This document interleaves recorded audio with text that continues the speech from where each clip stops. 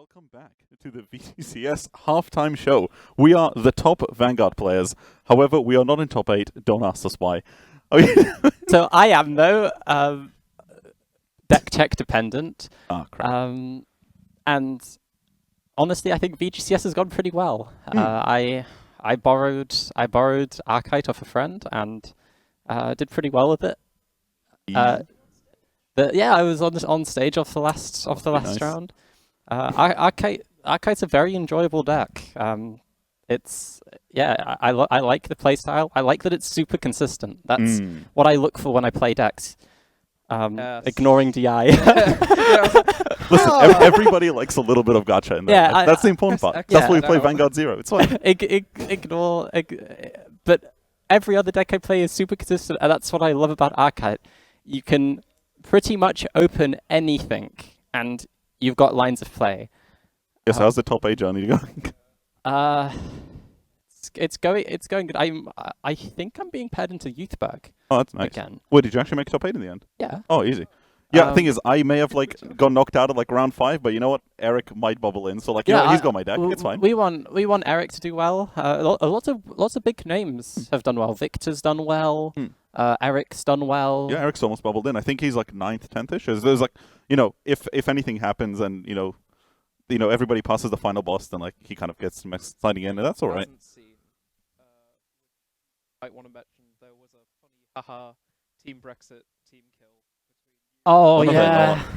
So my Yeah. Oh my God. So my round 3 was against Peter of Team Brexit, and then unfortunately I Mr. had to. Chaos himself. I knocked him out, and I felt really bad. And then my round 6 was against Kalen or Mr. Brexit himself, and the Mr. Man. and that I knocked him out as well, and I felt really bad because I want all the friends to top 8, but there can only Your be eyes one. have no remorse. I see nothing. Well, the thing is, that's the weird part, because the nice thing today is where it's not been. Obviously, it's a community run event, so that's been really great.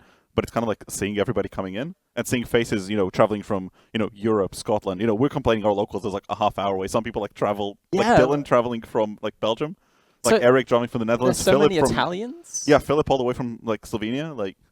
It's amazing. It's so insane. I love seeing all the European players in a British VGCS. His Majesty would be proud. His Majesty is Errated from Her Majesty. Yeah. Errated active starting the history collection. Yeah, errated starting history collection. We will make history this I took collection. a 1 a.m. bus to be here, which was.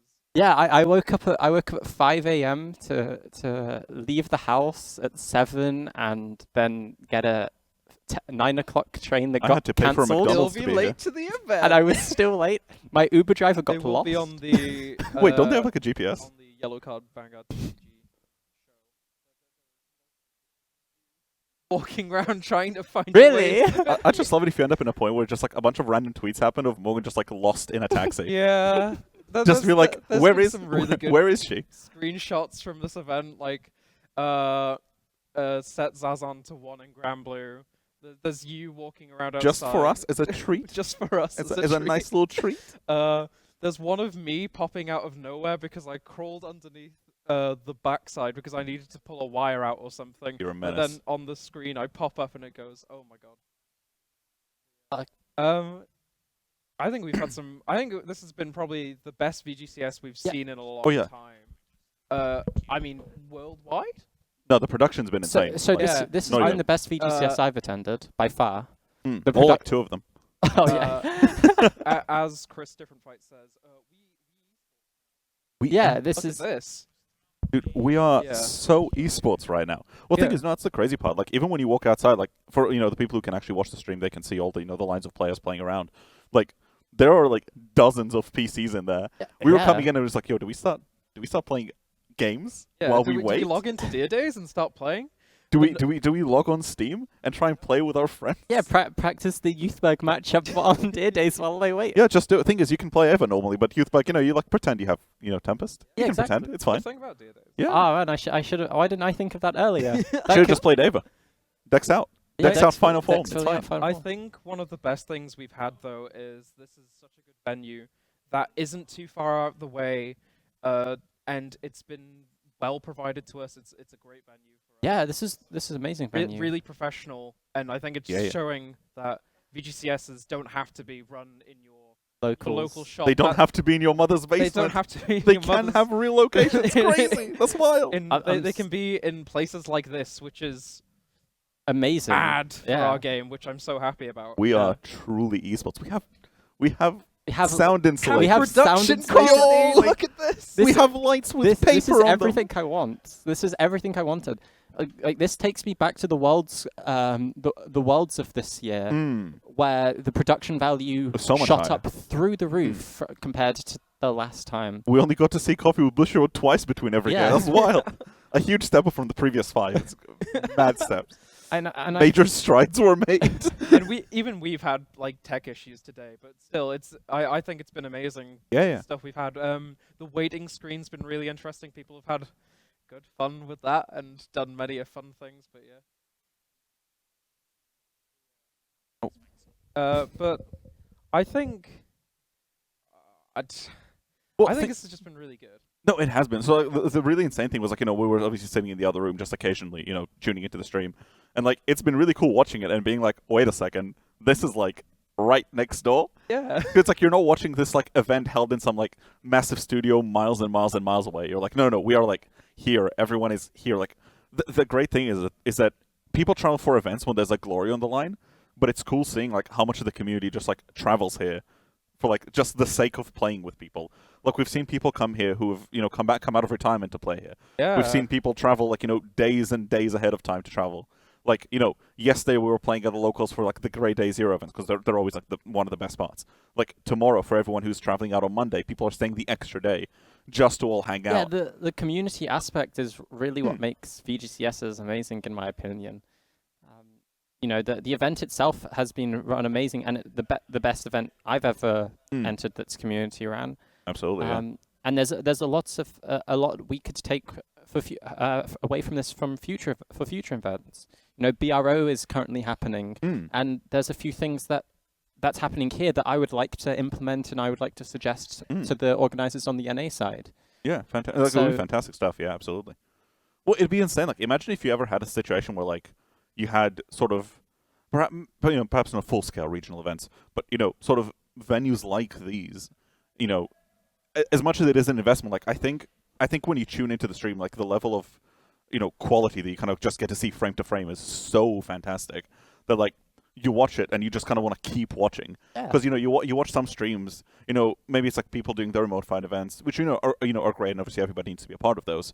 But when you're trying to attract people to watch, this is the kind of stuff. Yeah, exactly. These are the kind of production teams that make you want to tune in and keep watching, because it's not just, oh, I'm here to watch a game. It's no, this is audio on point.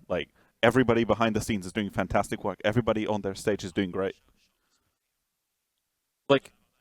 Yes, for example, even if even when you look at things the spectator room, you can see just the raw amount of people here. I think they're going to be declaring top 8 soon. They're going to be having a great time. But look at how packed this room is right now. And there's a few people we see here. And so many familiar faces. You got Team Overture, you got Dennis. You got Dennis, you got Core, obviously, Judge, you see Eric, Mr. Timely, Vanguard Insider. You can see a bunch of the people from Darksphere locals. So many international players right here in front of us. It's so cool. Oh, there you go. They're announcing some of the top 8. They're announcing top 8. I'm really interested to see what put in top 8.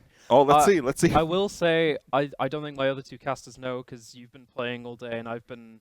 Well, I've been running the tournaments in the background. You've been running side events. I think possibly as a treat we might be getting these monthly, just maybe not with the same kind of production.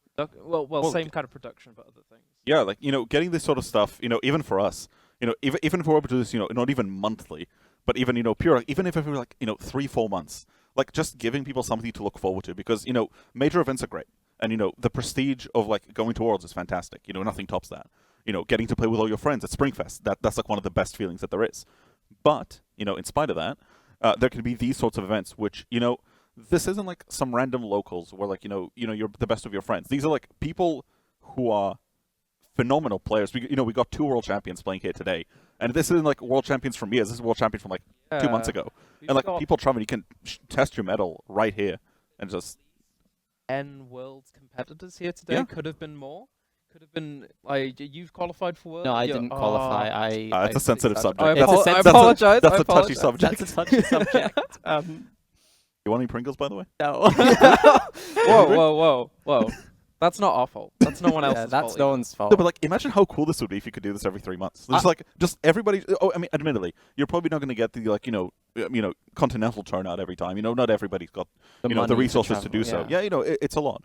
But even once in a while, just having that, because the problem you have is between all the Springfest seasons and the BCS seasons, kind of in between this, there's a bit of a lull. So, say product comes out, so BCS ends about December. If you qualified, you qualified. Maybe halfway through December, a product comes out. Say in this case, it was set 7, I believe. So the youth bug set. Yeah. Oh, the set that included Tempest. So DBTO7 came out, I believe, mid-December.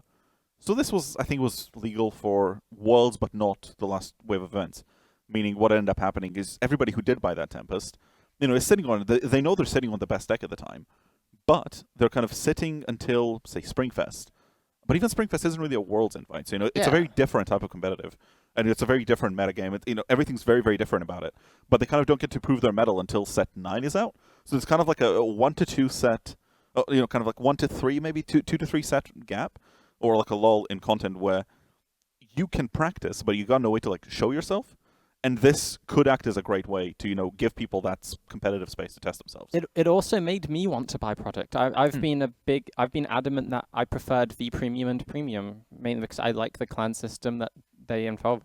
But playing Archite all day, super enjoyable deck. It's so cheap to buy into as well. And so cheap to buy into. So yeah, it's just you only really need to buy the odd things from earlier sets, such like Bubble, but they're all getting reprinted. So which is a really good thing to do. Coming up in the upcoming festival collection, you're going to be able to get all those reprinted.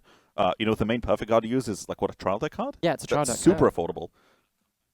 Yeah, and then more or less the rest of it is all basically set 8 stuff, and it's all mega cheap. I think you're only really playing with 1 or 2 triple res maybe. Super affordable. But in the meantime, if we do start swapping over to the room where everyone's currently playing, I am blanking. You can't see everybody. Oh, we can hear a bit of cheers over here.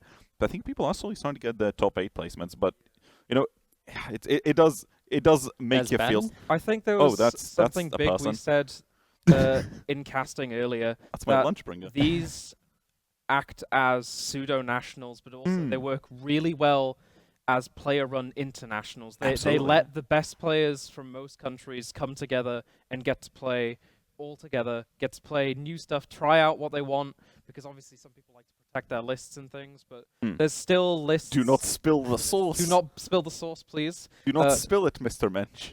Do not spill. But still, there's so many cool things about it that I really like about this, because you were saying Archite's like a really good playable deck. Actually, there's so many really good decks played in this tournament that aren't Ava, Jet, even though Jet was banned this tournament. Yeah. There's no youth. We've seen Maelstrom, we've seen Magnolia, we've seen Prism, we've seen Orphist on stream today. Yeah, I played into a Maelstrom and Flagberg. I think my round 1 was a Maelstrom, and my round 5 was Flagberg. Yes. So today I played against 2 Eva, but everything else was different. I played a different deck each time. And the interesting thing is you even have I know there was a bit of concern among some of the players as we kind of start getting more and more encounter ride lines. That maybe some of these ride lines maybe feel a little bit like some other decks. People were getting Maelstroms and they kind of feel like maybe it's a little bit like maybe Flagbergy a little bit. Same. But that's the thing. When you look at it today, the people playing it are playing it very, very differently. There are very fine differences between the decks, but they do, kind of come out a lot more. So, for example, Flagberg will be a lot more retire dependent. So, it will be sacking, 2 of the units forcibly. Then, maybe meanwhile, you're going to be playing things like Maelstrom. You're going to be drawing a little bit more. And you are going to be finding yourself maybe a little bit tankier, kind of where Flagberg perhaps gets its advantage by, pressuring your opponent down, and, kind of forcing them to guard with those 3 or more cards and kind of putting them further and further and further down. When you get further up and you have things like Maelstrom, that deck more wins through hand advantage and kind of outlasting your opponent to the point where, eventually they are going to just fold. They can search their Persona rides. They can do so much. They can get their orders amazing. It revives one from drop. Yeah, you can also bring back inlet from Soul. So even if you don't have access to 4 inlet pulses, you can still do so many things with it. You can do so many things like I play the deck, you can make a 5th attack, and people are like, oh, I didn't realize Maelstrom's supposed to do that. I thought it was meant to restand, twice. Or I'm like, no, you can make 6 attacks with a really good booster. You swap +1, swap 2. Well, that's the thing. So a lot of the stuff that people found, especially because when Overdress just started, so it's kind of maybe its first year or so, just before Set 4 came out. I know a lot of people were kind of concerned for Overdress, where they felt that it was a bit. A bit stale, solely because where all the decks were in their early stages. You didn't really have any sort of like advanced outplays yet. It felt a lot more kind of, one of you's going to play Bastion, one of you's going to play Bruce, one of you's going to see your pieces, one of you's not. And it was kind of very slow in that way, and I know a lot of people found problems with that. But kind of as the sets progressed, and I think this kind of started being solved with Set 4 when all the Greats 4 were introduced, because all of a sudden, all these decks that people were invested in for so many sets had this like fantastic return of investment all of a sudden. Bruce was all of a sudden getting a restanding Vanguard, so your hands were no longer an issue. You were playing things, like Nirvana perhaps, kind of all these decks that slowly started catching up more and more and more and more and more. But, as sets go on, you kind of start seeing a lot of situations like, maybe Prison, not playing their orders immediately, kind of letting themselves get ahead of the game a little bit because they're not letting their opponent high roll them anymore because people realized that's what the deck was susceptible to. And you had all these kind of slow little, changes in the game. They made the game so much more engaging and kind of gets it to where it is now, where you get to see, upwards of how many Rhinelands are we on? Like, I think it was 80 or 90 or so? I think we'll get to see a lot of diversity in what's being played in top 8 as well, because I think there's Archai, I think there's a Maelstrom player, or there's a Flagberg player possibly. We're not too certain. But I think we'll see that soon in top 8. So in the meantime, we can back probably... to studio. Thank you for having us once again. Yeah, it was really good to be here, and I hope to see you guys in the further rounds in top 8. Yeah. Hopefully see you guys soon, and see you soon. Let's show top 8 some love. Thank you guys for watching. Thank you for watching.